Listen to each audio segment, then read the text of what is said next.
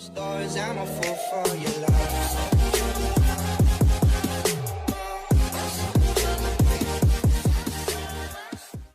Baiklah, kami dari kelompok tanaman sambiloto akan menjelaskan apa itu aktivitas imunomodulator tanaman sambiloto.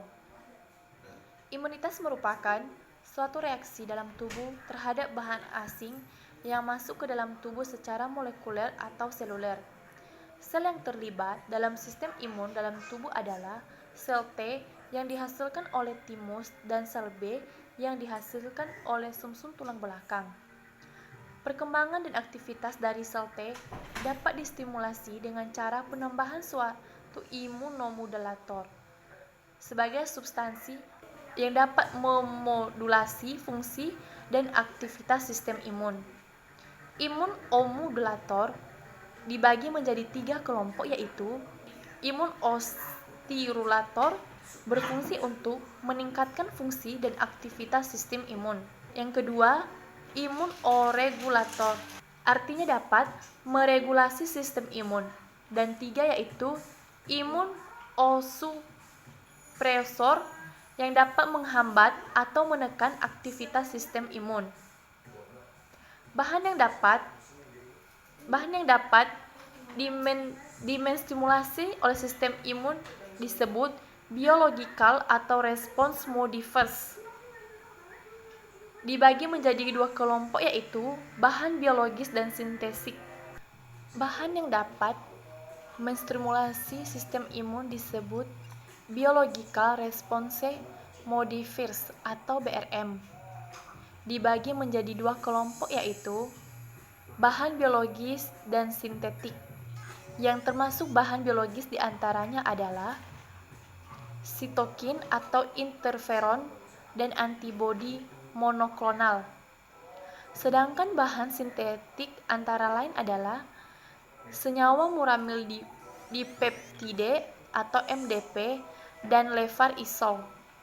Secara klinis, suatu imunomodulator digunakan pada pasien dengan gangguan imunitas antara lain pada kasus kanker, HIV atau AIDS. Namun penggunaannya banyak mengakibatkan efek yang tidak diinginkan, seperti golongan antiinflamasi non-steroid atau pendarahan mikroskopik saluran cerna, penurunan kadar trombosit, depresi pernapasan, dan sebagainya. Imunostimulan atau peningkatan kadar asam urat, urtikaria, agranulositosis, dan lain-lain. Imunosupresan atau toksik terhadap hati, gangguan saluran pencernaan, dan lain-lain.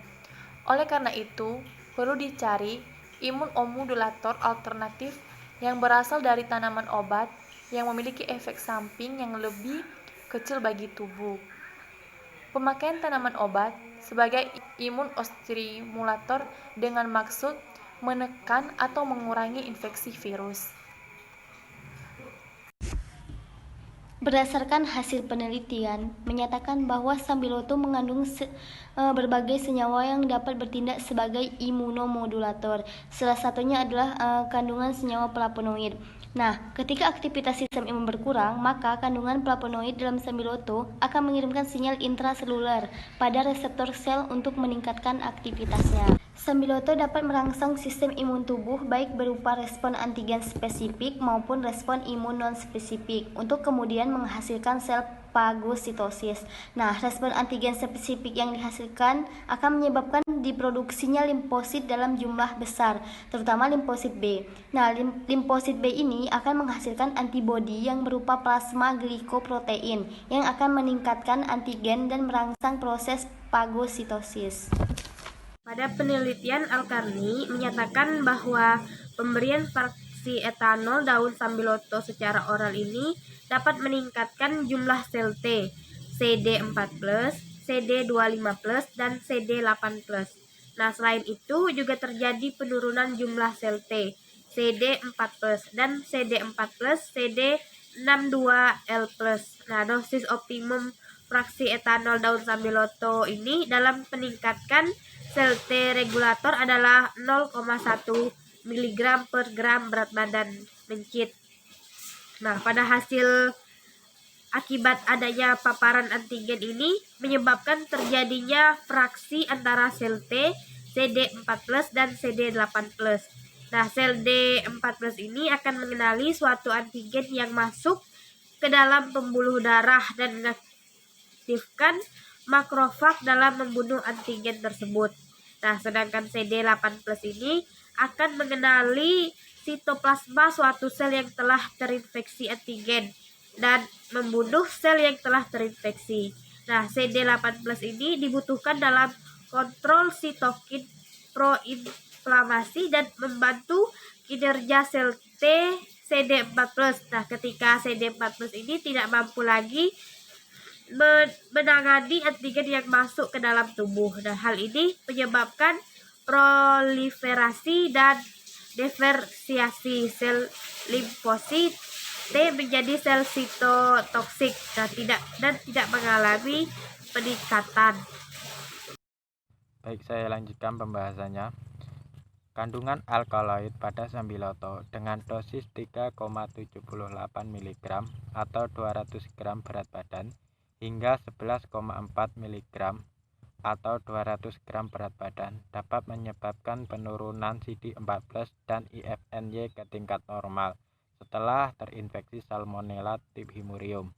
Hal ini menunjukkan bahwa kandungan alkaloid Sambiloto dapat menggantikan peran IFNY dalam mempertahankan respon kekebalan tubuh dan meningkatkan respon imun non-spesifik dalam bentuk meningkatkan responsivitas leukosit atau respon imun spesifik untuk mengaktifkan makrofag untuk melakukan fungsinya dalam melakukan fagositosis agen penginfeksius yang memasuki tubuh.